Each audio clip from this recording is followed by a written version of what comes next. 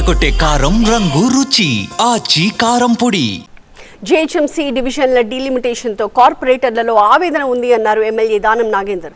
కార్పొరేటర్లు ఎమ్మెల్యేలకు సమాచారం లేకుండానే విభజన చేశారన్నారు. జీహెచ్ఎంసీ విస్తరణ జరగడం బాగానే ఉన్నా సమస్యలు కూడా పరిష్కరించాలని కోరారు.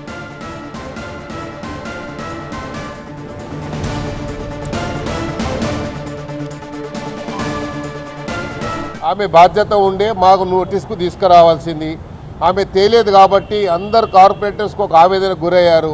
మీరు మా కస్టోడియన్ కాబట్టి మీరు మాకు మరి చెప్పాల్సిన అవసరం ఉండే అని చెప్పి అందరు చెప్పారు కాబట్టి అందరు ఆవేదన చెప్పాము. అన్ని కార్పొరేషన్స్ని కూడా ఇలా మున్సిపాలిటీస్ని అన్ని కూడా మెర్జీ చేశారు కాబట్టి హైదరాబాద్ సిటీ ఒక గ్లోబల్ సిటీగా గుర్తింపు పొందుతున్నటువంటి ఈ తరుణంలో హైదరాబాద్ సిటీ పెరగాల్సిన అవసరం ఉంది. సుమారు 6,000 పైచిలకు కిలోమీటర్లు. నేను అనుకుంటాను భారతదేశంలో ఏ రాష్ట్రంలో ఇంత పెద్ద గ్రేటర్ సిటీ లేదు కాబట్టి పెరగడం బాగుంది. కానీ అందరి యొక్క అభిప్రాయాలు తీసుకోవాల్సినటువంటి అవసరం ఉంది అనే ఆవేదన తప్ప ఇది పెరుగుతుంది అనే దానికి మాకు ఆబ్జెక్షన్ లేదని కూడా ఈ సందర్భంగా తెలియజేస్తాను.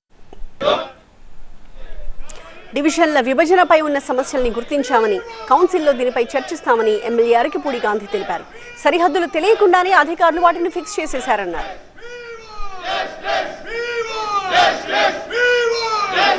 ఒక కాన్స్టిట్యున్సీ ఓట్లు ఒక కాన్స్టిట్యున్సీలో పట్టాం, ఈ డిఫరెన్సెస్ అన్నీ ఉంటాం. కొన్ని డివిజన్లో ఎక్కువ ఓట్లు, కొన్ని డివిజన్లో తక్కువ ఓట్లు పట్టాం.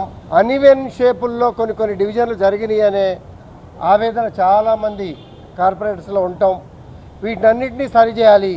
ఇక్కడ ఓట్లు వేరే ప్రాంతంలో పడి వేరే ఓట్లు ఇక్కడ ఉన్నాయి, ఇటువంటి అన్నింటినీ కూడా మాడిఫికేషన్ చేయాలా.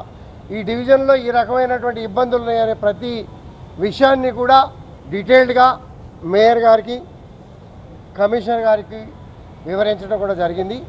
రేపు కౌన్సిల్లో కూడా దీని మీద డీటెయిల్డ్గా చర్చించబోతా ఉన్నాం. మాకేమేమి అభ్యంతరాలు ఉన్నాయో వాటిని కూడా. మరోవైపు ఇదే అంశంపై అన్ని పార్టీల కార్పొరేటర్లు, నేతలు ఆందోళన వ్యక్తం చేశారు. డివిజన్ల డీలిమిటేషన్పై తమకు సమాచారం ఇవ్వకపోవడం ఏంటని ప్రశ్నించారు.